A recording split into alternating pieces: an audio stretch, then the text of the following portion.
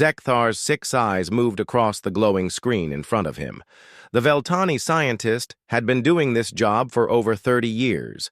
Every day he looked at signals from dead worlds. Every day he added another extinct species to the great database. The work was sad but important. The Galactic Council needed to know what happened to civilizations that didn't make it. They studied the patterns. They learned from the mistakes. They helped other species avoid the same fate. At least, that's what Zekthar believed.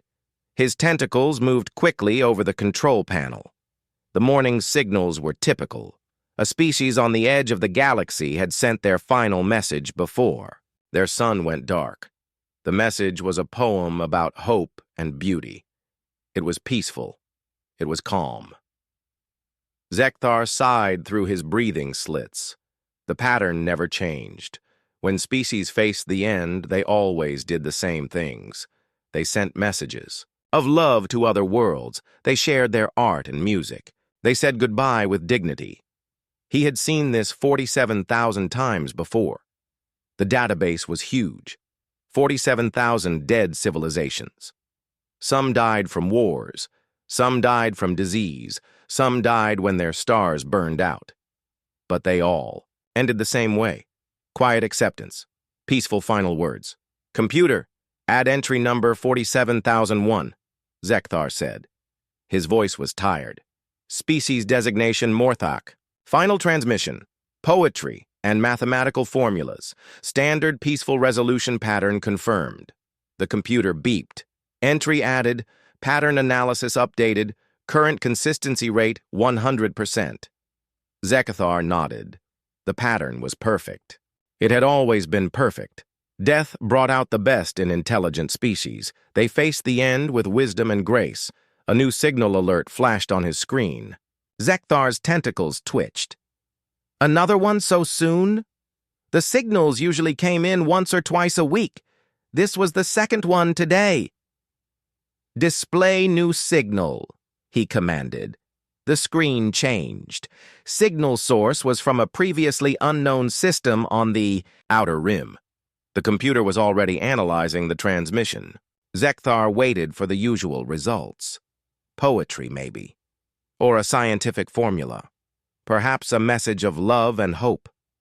The analysis finished. Zekthar looked at the results and felt his breathing slits close in shock. The transmission was not a poem. It was not a formula. It was not peaceful at all. It was a scream. But not just any scream. This was a sound of pure rage. The audio file showed 3 full minutes of the most violent noise Zekthar had ever heard. Weapon fire, explosions. And underneath it all, voices shouting words that the computer couldn't translate, but somehow sounded like battle cries. Zekthar's tentacles shook as he played the transmission again. The scream was so loud and angry that it hurt to listen to. This was not how species were supposed to die. This was not the pattern. Computer, analyze transmission pattern, he said, his voice weak. Analysis complete. Transmission does not match any known extinction pattern. Confidence level, 0% match with database norms. Zekthar stared at the screen. In 30 years of work, he had never seen anything like this. The pattern was perfect. The pattern was always perfect. But this broke everything. He called up the database and ran a search. Maybe he had missed something. Maybe there was another case like this somewhere in the records. Nothing. 47,000 dead civilizations, and every single one had died quietly. Until now. Zekthar's supervisor, Morgak, floated into the analysis room. The older Veltani's tentacles were pale with age, but his eyes were still sharp. Zekthar, I saw your stress readings spike. What's wrong? Zekthar couldn't speak for a moment. He just pointed at the screen. Morgak looked at the analysis. His tentacles went completely still. Play the transmission. Zekthar hesitated. Sir, it's quite disturbing. Play it. The sound filled the room. Morgak's eyes widened as the screaming, shooting, and explosions echoed off the walls. When it finished, Both scientists sat in silence. "Run a full diagnostic on all equipment," Morgak finally said. "Already done, sir. 3 times. The equipment is working perfectly." Morgak's tentacles curled with worry. "Then we have a problem. This signal suggests that this species didn't just die. They died fighting something." Zekthar nodded. "But fighting what? The system scans show no signs of invasion. No asteroid impacts. No stellar anomalies. Whatever killed them should have left traces." "Unless," Morgak said slowly, "whatever killed them didn't want to leave traces." Both scientists looked at each other. The same terrible thought was forming in both their minds. "Sir," Zekthar said, "what if this species wasn't just facing extinction? What if they were facing murder?" Morgak's breathing slits fluttered rapidly. "That's impossible. The galaxy is peaceful. The Council maintains order. No species would attack another without provocation." But even as he said it, Morgak didn't sound convinced. Zekthar pulled up the system location on the star map. "Sir, look at this. The signal came from here." He pointed to a small system on the edge of known space. "But look at the surrounding systems." Morgak studied the map. His tentacles went pale. "Those systems, they all sent final transmissions in the last 50 years. All peaceful transmissions," Zekthar added, "all fitting the pattern perfectly." "Too perfectly," Morgak whispered. They stared at the map in silence. A cluster of dead worlds, all in the same region. All had died peacefully according to their records. All except one. "Sir," Zekthar said, "what if the pattern isn't natural? What if someone or something has been making sure the final transmissions are always peaceful?" Morgak's tentacles trembled. "And what if this one species didn't cooperate?" The implications were horrible. If someone was killing species and making it look natural, then the Council's entire understanding of galactic history was wrong. Worse, it meant that whoever was doing this was still out there. "We need to report this," Morgak said. "Report what?" Zekthar asked. "That we found one species that died angry instead of peaceful? They'll think we're crazy." "Then we need proof." Zekthar looked at the screaming transmission again. "The proof is right here. This species didn't accept death. They fought it. The question is, did they win?" Morgak was quiet for a long time. Then he made a decision that would change everything. "Prepare a full report. Include all the analysis. Request a Council investigation team." "Sir, they won't authorize an expedition based on one anomalous signal." "Then we make them understand," Morgak said firmly. "We show them that for the first time in recorded history, a species' last words weren't goodbye." Zekthar nodded and began preparing the report.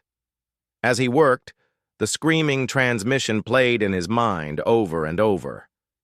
It wasn't just a scream of death. The more he listened to it, the more he was sure.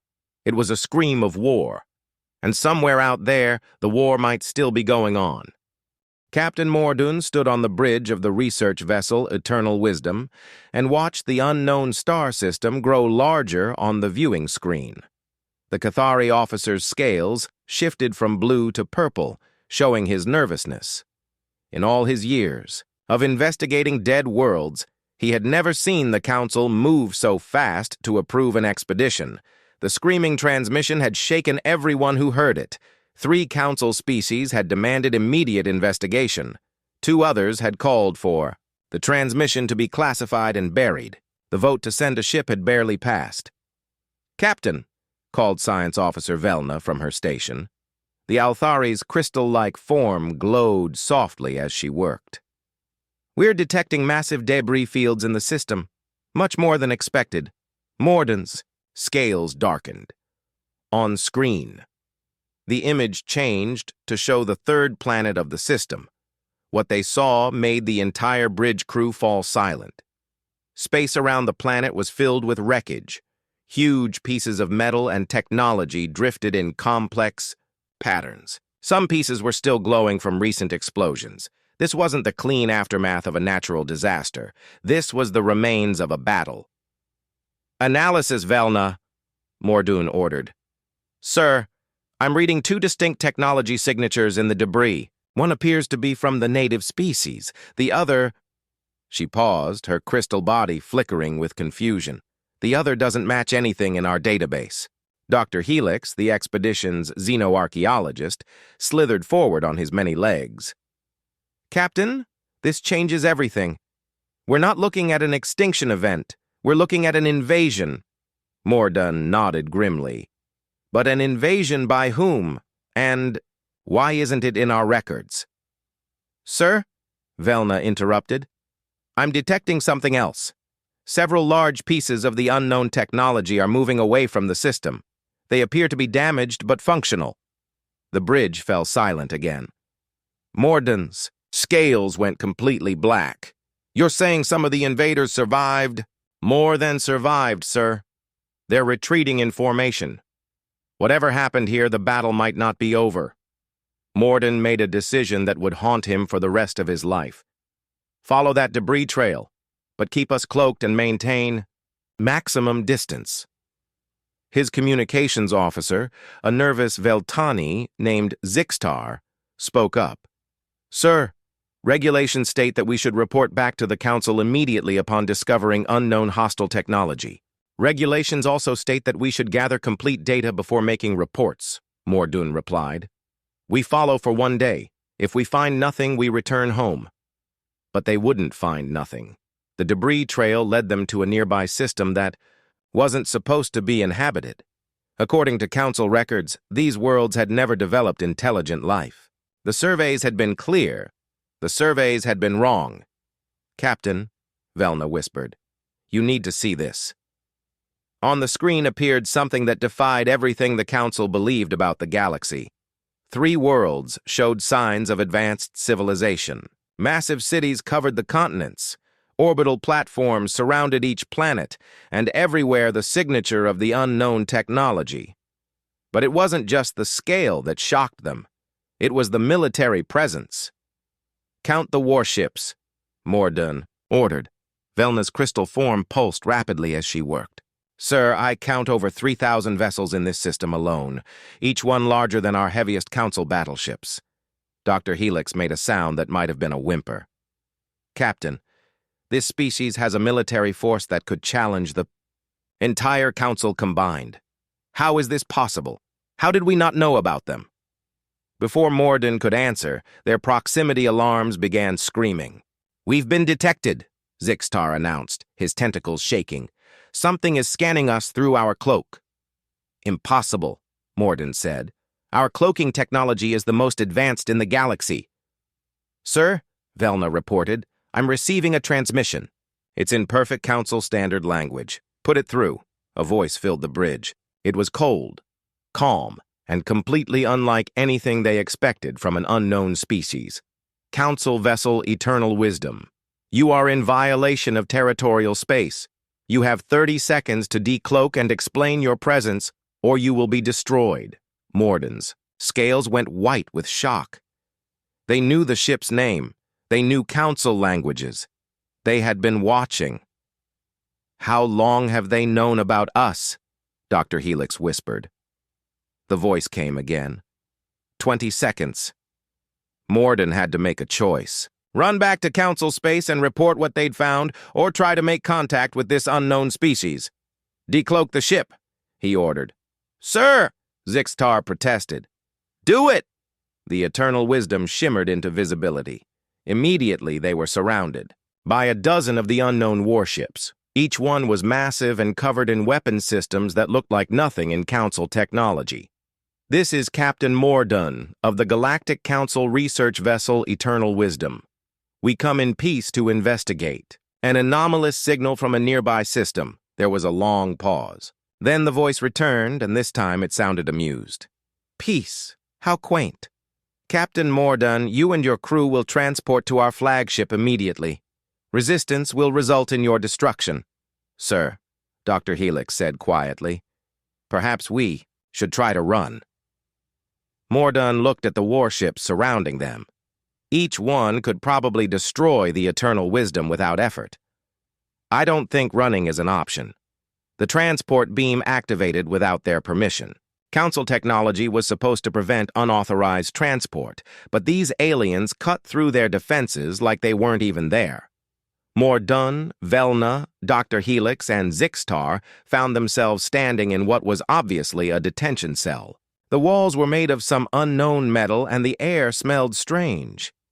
Well, Dr. Helix said, this is definitely not how first contact is supposed to work. A door opened that they hadn't even seen in the wall. 2 figures entered, and the council. Team got their first look at the unknown species. They were bipedal, roughly the same height as most council species. Their skin was pale and smooth, with hair growing from the tops of their heads. They had only 2 eyes, positioned close together on the front of their faces. By council standards, they looked almost primitive, but their technology was anything but primitive. I am Commander Sarah Chen of the United Earth Defense Force, one of them said. You are our prisoners. Earth? Dr. Helix said. That's not in any of our star charts. Commander Chen smiled, but it wasn't a friendly expression. Of course it's not. Your council has very carefully made sure we don't exist in any official records. Mordun's scales shifted to deep blue. I don't understand. You will, Chen said. Tell me, Captain, how many extinct species has your council cataloged? 47,000, Mordun answered automatically. And how many of those sent peaceful final transmissions? All of them. It's the universal pattern of intelligent species facing extinction. Chen's smile became colder. No, Captain. It's the pattern of species that have been conditioned to accept their murder quietly. The words hit the council team like physical blows. That's impossible, Zixtar protested. The council protects species. We help them avoid extinction. The Bana Council, said the second human, creates extinction. We have proof. Chen nodded. And you're going to help us gather more. The interrogation room was small and cold. Captain Mordun sat across from Commander Chen, while Dr. Helix and the others waited in separate cells. The human woman had been asking questions for hours, and each answer seemed to make her angrier. Tell me about the Zefari civilization, Chen said, sliding a data pad across the table. Mordun looked at the information. They were destroyed by a plague approximately 200 years ago. Very sad case. They sent beautiful music as their final transmission. Wrong, Chen said flatly. They were poisoned by nanobots introduced into their water supply. The plague was engineered. The music was transmitted while they were dying in agony, but neural suppressors made them believe they were at peace. Mordun's scales went pale. That's impossible. Who would do such a thing? Chen pulled up another file. The Morthex species. Tell me about them. Asteroid impact. They sent mathematical formulas proving the existence of higher dimensions. Very philosophical final message. The asteroids were guided by gravity manipulators. The formulas were programmed responses transmitted by machines after the population was already dead. Each revelation hit Mordun like a physical blow. Chen continued, file after file, species after species. Every extinction the Council had recorded was a lie. Every peaceful death was actually murder. Stop, Mordun whispered. Please stop. Chen leaned forward. 47,000 species, Captain. 47,000 civilizations murdered by your precious Council. And you helped them cover it up. I didn't know, Mordun said weakly. We're just scientists. We record signals. We preserve history. You preserve lies, Chen snapped. But there's one signal you couldn't explain, wasn't there? One transmission that didn't fit the pattern. Mordun nodded miserably. The screaming signal. That's why we came here. That signal, Chen said, was us. The first species in galactic history that refused to die quietly. She activated a holographic display showing a blue and green world. This is Earth. 3 years ago, your council decided we were ready for extinction. They sent their cleanup crew. The display changed to show massive ships approaching the planet. They tried the usual methods first. Engineered plague, economic collapse, resource depletion. But humans are stubborn. We adapted. We survived. Morden watched in horror as the display showed orbital bombardment beginning. Cities disappeared in flashes of light. Continents burned. So they decided on direct action, Chen continued. Orbital bombardment, complete sterilization. We were supposed to send a peaceful final message and die like good little primitives. The display showed human ships rising from the burning planet, ships that shouldn't exist, using technology that shouldn't be possible. Instead, Chen said with grim satisfaction, we shot back. The battle that followed was unlike anything in recorded galactic history. The Council's cleanup crew was professional and efficient. They had done this 47,000 times before. They knew exactly how primitive species would respond to overwhelming force. They were wrong. Humans didn't respond like other species.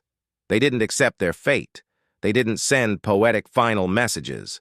They screamed with rage and fought with everything they had, and somehow, impossibly, they won. How? Morden whispered. Chen smiled coldly. We're very good at learning from our enemies. Every weapon they used against us, we studied. Every technology they deployed, we copied and improved. Humans have a gift for taking peaceful tools and turning them into weapons. She showed him footage of human engineers working frantically in underground bunkers while the surface burned above them. They were taking apart pieces of crashed council ships and rebuilding them into something new. Your cleanup crew made a mistake, Chen said. They underestimated us. They thought they were fighting primitives with basic technology. They didn't realize they were fighting a species that had been preparing for war since we first looked at the stars. But the Council said Earth was pre-space flight, Morden protested. The Council saw what we wanted them to see, Chen replied. We've been watching you for decades, learning about you, preparing for the day you decided we were a threat. The holographic display showed the aftermath of the battle, burning Council ships falling into Earth's atmosphere, human vessels pursuing the retreating survivors. We sent that screaming transmission for a reason, Chen said. We wanted every species in the galaxy to hear it. We wanted them to know that someone had finally said no. Morden stared at the display. You're saying the Council has been murdering species for thousands of years? Not the entire Council, Chen corrected. Just the ones in charge. The species like yours are tools, useful idiots who believe they're preserving history while actually helping to cover up genocide. She pulled up files showing the true structure of the Galactic Council. The species Morden thought were equal partners were actually divided into different levels. At the top were the architects, species so old and powerful that most council members didn't even know they existed. The architects maintain galactic stability by preventing any species from becoming too powerful, Chen explained. They allow civilizations to develop to a certain point, then arrange their extinction. It's been going on for millions of years. Why? Morden asked. Because they're afraid, Chen said simply. Afraid that a younger species might surpass them. Afraid that someone might challenge their control. So they murder potential rivals and make it look natural. She leaned back in her chair. But they made a mistake with us. They waited too long. By the time they decided we were a threat, we had already figured out what they were doing. How? Chen activated another display showing intercepted council communications. We've been monitoring your signals for 50 years. We broke your encryption decades ago. We know about the extinction schedules. We know about the cleanup crews. We know everything. Morden felt sick. His entire life had been dedicated to preserving the memory of dead civilizations. Now he learned that he had actually been helping. They're murderers. What do you want from us? He asked. Information, Chen said. We need to know the locations of Council military bases. We need the extinction schedules for upcoming targets. We need access codes for your databases. I can't betray the council. Chen stood up and walked to the wall. A section became transparent, showing the space outside. Mordun could see hundreds of human warships. Each one bristled with weapons that looked like they were built from captured council technology, but somehow made more deadly. Captain, Chen said quietly, your council murdered 47,000 civilizations. They were planning to murder mine. How is stopping them a betrayal? Mordun looked at the human fleet. Each ship represented technology that shouldn't exist. Each weapon was a testament to human determination to survive. If I help you, he said, slowly, you'll use that information to attack the council. Yes. Billions will die. Billions already have died. We're just making sure the killing stops. Mordun was quiet for a long time. Finally, he spoke. What guarantee do I have that humans won't become the same thing you're fighting? What stops you from taking the council's place as galactic overlords? Chen turned back to him. Because we're not afraid of competition. We don't need to kill potential rivals. We just need to make sure no one can kill us. She sat back down. The council rules through fear and murder. We're offering something different. A galaxy where species don't have to die quietly when powerful. Enemies decide they're inconvenient. And if I refuse to help? Then you go home, Chen said simply. You report what you've learned. You warn the council that their secret is out. And we fight this war the hard way. She smiled, but there was no warmth in it. Either way, Captain, the age of peaceful extinctions is over.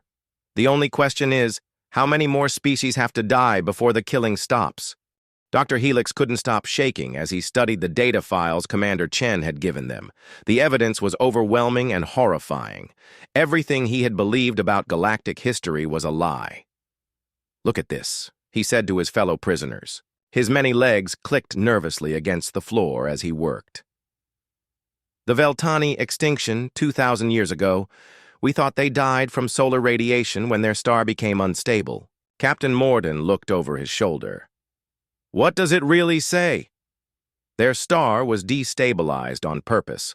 Someone used stellar manipulation technology to cause the radiation bursts. The Veltani died slowly, over several months. Their final transmissions talked about accepting their fate and finding peace in death.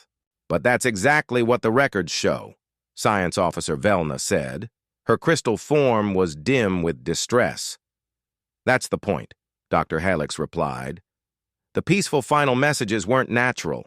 They were the result of neural conditioning. The Veltani thought they were at peace while they were actually dying in agony. Zixtar, the communications officer, made a sound of disgust. How is that possible? Dr. Helix pulled up another file.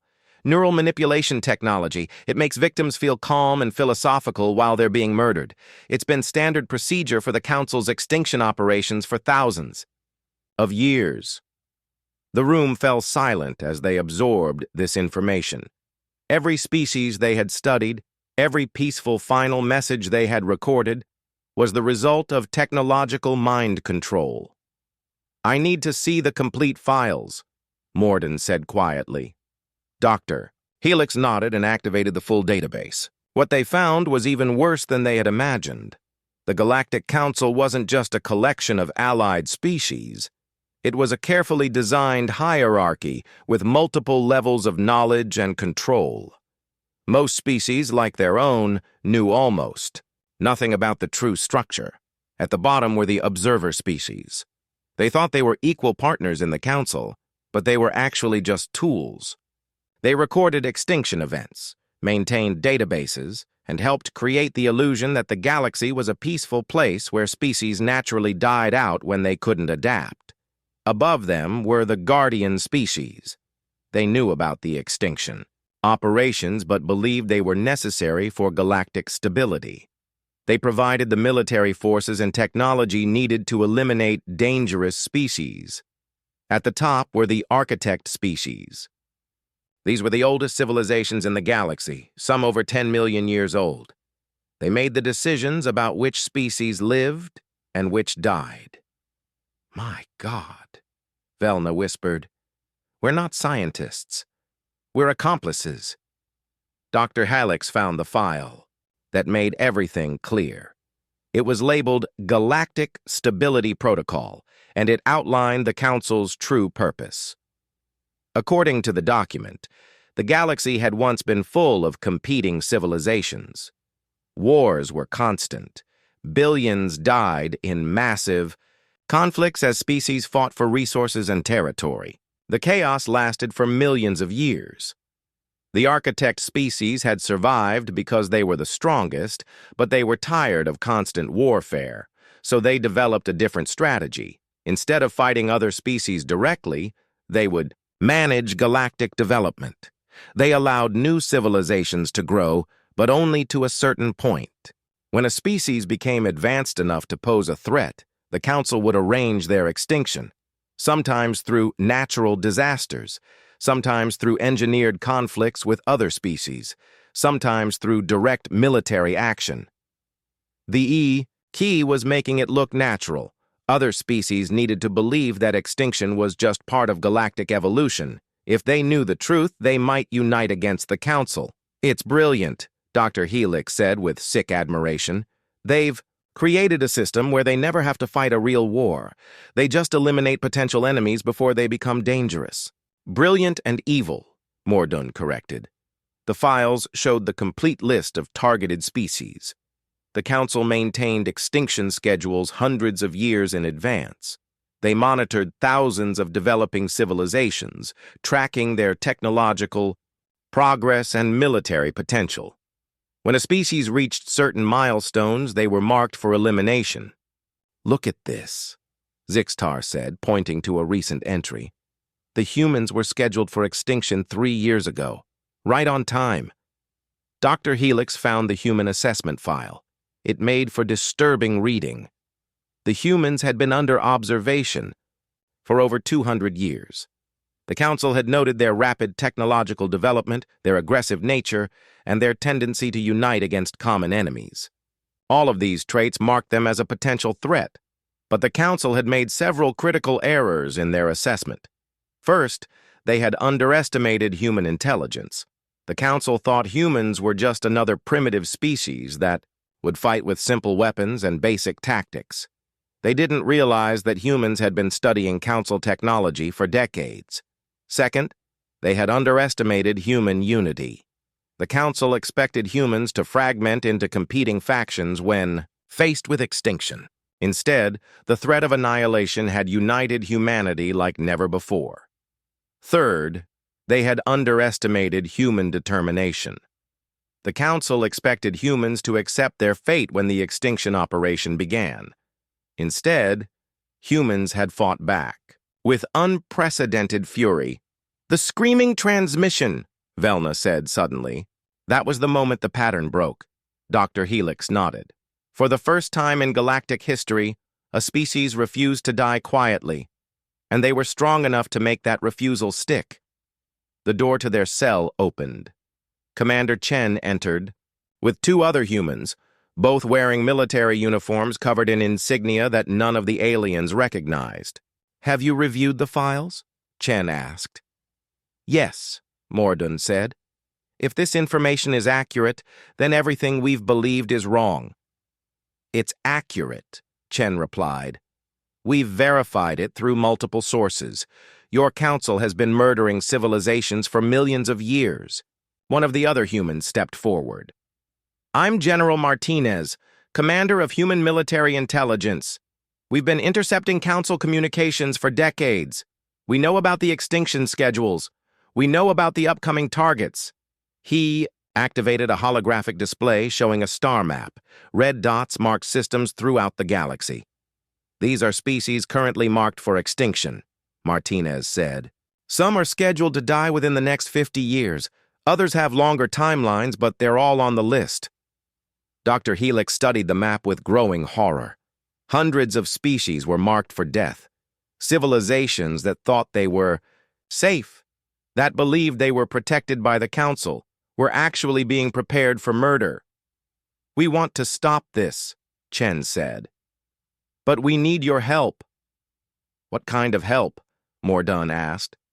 Access codes for council databases, military base locations, transport schedules, communication frequencies. Chen sat down across from them. We need to know how the council operates so we can shut it down. And if we refuse? Then millions of species die over the next few millennia, Martinez said bluntly. The council's extinction program will continue until they're the only intelligent life left in the galaxy. Velna's crystal form pulsed with distress. But if we help you attack the council, billions of innocent people will die in the war. Billions of innocent people are already dying, Chen replied. The only difference is that now they die quietly, believing they're experiencing natural disasters or inevitable social collapse. She activated another display showing recent extinction. Events. The Korthani species died last year. Official cause: economic collapse leading to social breakdown. Real cause: their currency was artificially destabilized by council economic manipulation. They spent their final months in civil war, believing they had failed as a civilization. The Morthak died 6 months ago, Martinez added. Official cause: asteroid impact. Real cause: gravity manipulators guided 3 asteroids into their homeworld. They spent their last minutes transmitting mathematical formulas, believing they were sharing their final discoveries with the galaxy. Dr. Helix felt sick. How many more are scheduled to die this year? 17 species, Chen said quietly. Unless we stop it. The cell fell silent as the council team absorbed this information. Everything they had worked for, everything they had believed in, was built on lies and genocide. If we help you, Mordun said slowly, what happens after you win? How do we know you won't become the new council? Chen and Martinez exchanged looks. Because we don't want to rule the galaxy, Chen said finally. We just want to be left alone to develop without someone deciding we're too dangerous to live. The human plan is simple, Martinez explained. Expose the truth. End the extinction programs. Let species develop naturally without interference. And if that leads to wars, Zixtar asked. Then species will fight their own battles and make their own choices, Chen replied. That's better than having their choices made for them by ancient overlords who murder anyone who might challenge their authority. Mordun was quiet for a long time. Finally, he spoke. If I give you the access codes, how many council worlds will you attack? All of them, Martinez said without hesitation. This system has to be completely destroyed. There can't be any survivors who might restart the extinction programs. That's genocide, Velna protested. No, Chen said firmly. Genocide is what they've been doing for millions of years. This is justice. The first sign of the coming storm was the silence. Across the galaxy, council monitoring stations stopped receiving their regular reports. Communication networks went dark. Supply ships failed to arrive at their destinations. For 3 days, the upper levels of the council assumed it was just technical problems. On the 4th day, they realized they were under attack. Supreme Administrator Velkathon of the Architect Council stood in the command center of the primary council world, watching reports flood in from across the galaxy. His ancient form, kept alive by technology beyond the understanding of younger species, trembled with an emotion he hadn't felt in millions of years. Fear. Report, he commanded, his voice echoing strangely through the vast chamber. Military Coordinator. Zeftan, a Guardian Species officer, consulted his displays with obvious panic. Sir, we've lost contact with 47 military installations. Long-range scanners show massive fleet movements in 17 sectors. And... He paused, his tentacles shaking. Continue. Sir, we're receiving the same transmission from every attacked facility before they go dark. Show me. The main display activated, showing a simple message repeated across dozens of frequencies. It was in perfect council standard, but the accent was unfamiliar. This is Admiral Sarah Chen of the United Human Defense Force. Your extinction operation against Earth has failed. Your secret is exposed. Your reign of terror is over. Surrender now and face trial for genocide, or face complete annihilation. You have 24 hours to respond. The message was followed by something that chilled Velkathon to his ancient bones. Laughter, human laughter, wild and fierce and completely without mercy. Humans, Velkathon whispered. Impossible. The Earth operation was completed 3 years ago. Sir, Zefton said weakly, according to our records, the human extinction was successful. The cleanup crew reported total planetary sterilization. Then how are they here? Before anyone could answer, proximity alarms began screaming throughout. The command center. The orbital defense grid was detecting massive signatures approaching the system. How many ships? Velkathon demanded. Sir, the sensor operator reported, I count. This can't be right. How many? Over 10,000 vessels, sir, all using technology signatures that match the attackers from other systems. Velkathon stared at the tactical display in disbelief. The human fleet was larger than anything the Council had assembled in its entire history. Each ship appeared to be heavily armed with weapons that were clearly based on Council technology, but somehow improved. Open a communication channel, he ordered. The main screen flickered, then showed the face of a human woman. She looked young by galactic standards, but her eyes held the coldness of someone who had seen too much war. Supreme Administrator Velkathon, she said without preamble. I'm Admiral Chen. We need to talk. This is impossible, Velkathon said. Earth was sterilized. The human species was extinct. Chen's smile was colder than the space between stars. You tried to kill us quietly, like all the others. You expected us to send peaceful final messages and die with dignity. Instead, we screamed our rage across the galaxy and fought back. One species cannot defeat the entire Council. One species couldn't, Chen agreed. But we're not alone anymore. The display split to show fleet signatures from across the galaxy. Council forces were being attacked simultaneously by dozens of different species, all coordinating their strikes with the humans. Impossible, Velkathon repeated. The other species don't know the truth. They believe in the Council's mission. They did, Chen said, until we showed them the evidence. Turns out, most species don't appreciate learning that they're slaves helping their masters commit genocide. She activated a data stream showing intercepted Council communications, classified databases, and extinction schedules. All of it was being broadcast on every frequency the humans could access. The truth is spreading faster than you can contain. Chen continued. Every species marked for extinction is joining our alliance. Every guardian species that thought they were protecting the galaxy is realizing they've been tools of mass murder. Velkathon watched his empire crumble in real time. Across the galaxy, Council facilities were surrendering or being destroyed. Ships that had served the Council for millennia were switching sides. The careful hierarchy that had maintained order for millions of years was collapsing. What do you want? He asked finally. Justice, Chen said simply. Complete surrender of all Council forces. Access to all databases and records. Full confession of the genocide programs, and trials for everyone involved in planning or executing extinctions. And if I refuse? Chen's expression didn't change. Then we destroy every Council world, every station, every ship.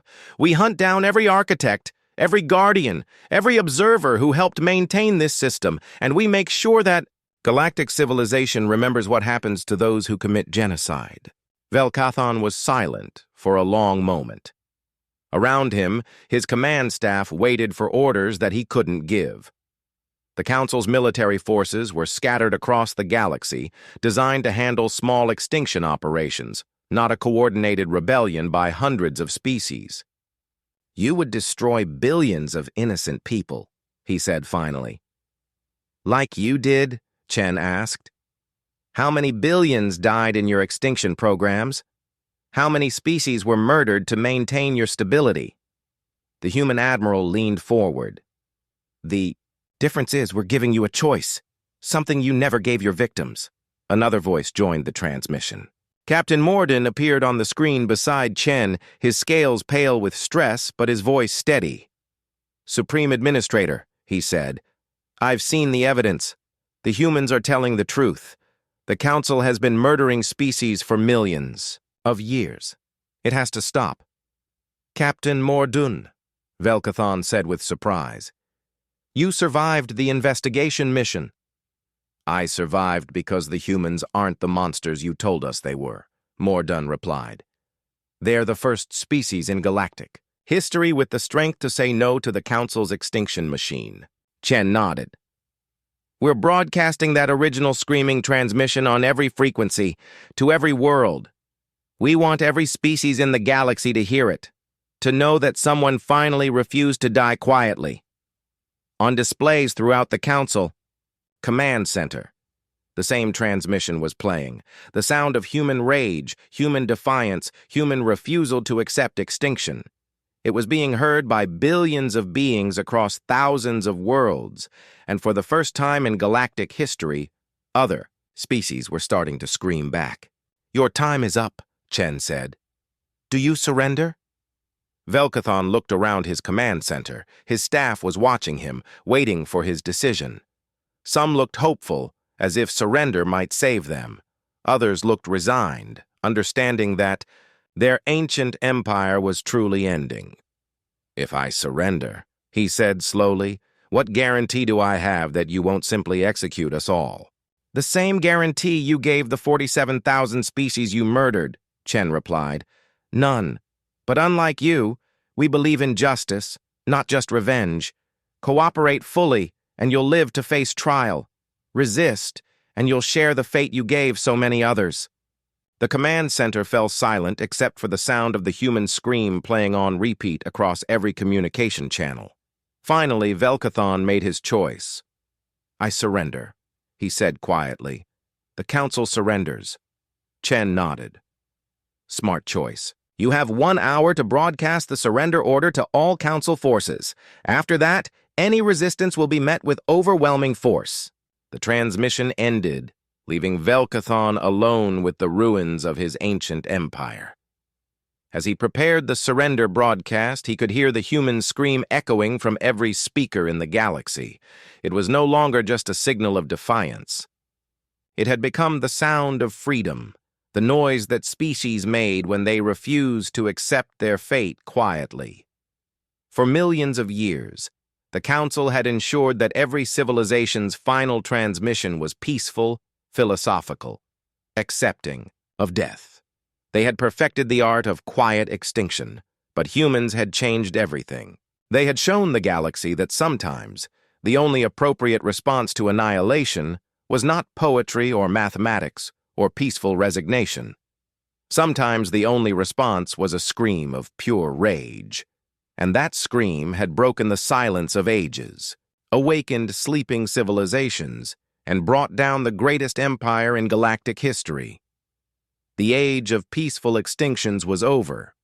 The age of fighting back had begun, and it had started with a simple human truth. Better to die screaming than to die quietly.